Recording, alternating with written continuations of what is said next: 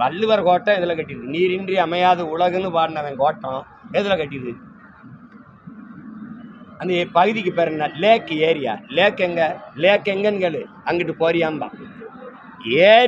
ஏரியை தூத்து குடியிருப்பை கட்டிட்டு பேரு லேக் ஏரியா, ஏரி பகுதின்னு வச்சுட்டு போயிட்டேன். செஞ்ச பெருமக்கள் யாரு? அதுக்கு ஒரு உத்தரவு வாங்கி இடிச்சிருமா? இங்க வாழ்ற எல்லாரையும் வெட்டிடுமா?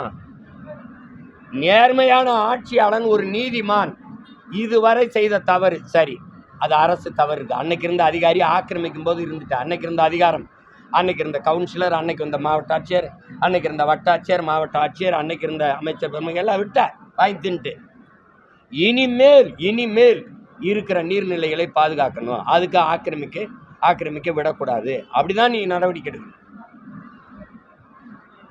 அதை விட்டுவிட்டு 60 வருஷம் வாழ்ந்தவனை இடித்து வெளில போடான்னா இனிமேல் எங்கேயும் ஆக்கிரமிக்க மாட்டீங்க. ஆக்கிரமிப்புகளை தடுத்துட்டீங்க நீங்கள். நான் ஒரு பட்டியல் வெளியிடுறேன், எத்தனை பல்கலைக்கழகங்கள், எத்தனை கல்லூரிகள் நீர்நிலையில் ஆக்கிரமித்து விரிவாக்கம் செய்யப்பட்டிருக்குன்னு. இடிச்சிருவீங்களா?